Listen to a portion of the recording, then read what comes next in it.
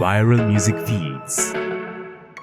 We are happy to continue the conversation with the Iraqis about what the right structure is. Our mission set there is very clear. We've been there to perform a training mission to help the Iraqi security forces be successful and to continue the campaign against ISIS, to continue the counter-Daesh campaign.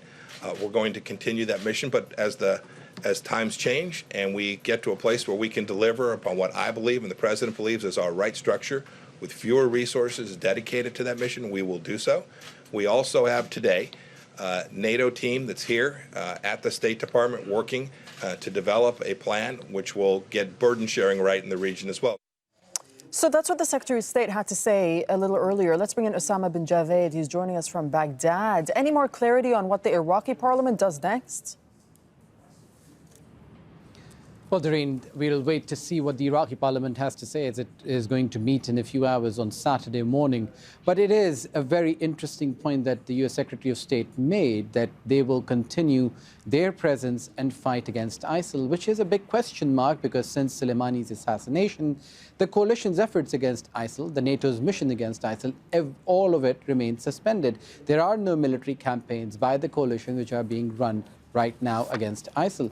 And the Iraqi Prime Minister made that clear the last time he spoke to parliamentarians on Sunday, saying that if the US coalition came in 2014, when Iraq asked for help against ISIL, now the threat has diminished. Now the nature of the threat has changed.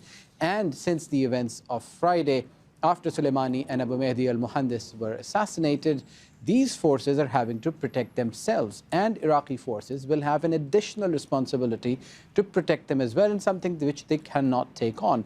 And according to the Iraqi Prime Minister, the only way forward is for foreign troops to leave. This is something that he made clear, not just to his parliament, but also to the US ambassador, and according to the handout we were given by the Prime Minister's office to the Secretary of State as well, where he asked that the United States should send a delegation so that the mechanism of withdrawal can be worked out. And according to the US Secretary of State, that is not something that we will be discussing. So it goes to show that an important ally who has been, in the case of Iraq, has been defeated an invasion from the United States, essentially, where it forced the United States to leave in 2011, is asking the United States to leave again. But the US is adamant that it is not going to do so.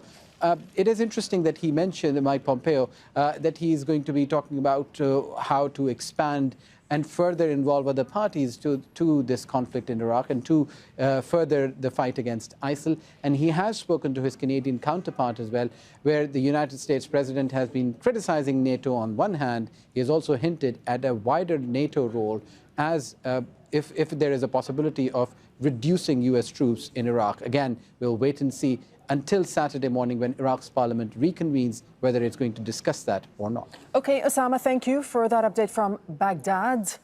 Well, here's how the numbers break down. There are nearly 6,000 US troops operating between western Iraq and northern Syria. At the time of the US invasion in 2003, there were at least 170,000 American troops deployed in Iraq. By 2007, they began withdrawing as President George W. Bush faced criticism at home and calls to bring the troops home. In December 2011, the last U.S. troops left under an agreement with the Iraqi government. But just 5 years later, in 2016, at least 5,000 troops were once again deployed to fight against ISIL. Yasmin Zaki is an attorney and the former chief of communications for the mission of Iraq to the United Nations. She says there's a lot of posturing from both sides, but it's unlikely that American troops will leave Iraq. There's the United States claiming victory, there's Iran claiming victory, and then there's Iraq, which is trying to maintain its sovereignty, but also some face in front of the Iraqi people. I believe that the U.S. Obviously, it's very hard to know what's going to happen right now because things are moving very quickly. But the U.S. government is likely to stay in Iraq.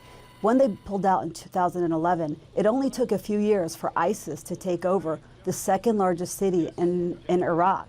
And that was a disaster, not just for Iraqis, but also for the U.S. and Iran. So we do need U.S. presence as Americans in Iraq, and so do the Iraqi people. So what we're probably going to see now is a little bit more posturing from the people of Iraq, a little bit more rhetoric to appease the Iranian government, which is so heavily overseeing the Iraqi government. But overall and ultimately, the U.S. government cannot afford to pull out of Iraq, and it cannot afford to hand Iraq over to Iran. Subscribe. Viral Music Feeds. viralmusic.com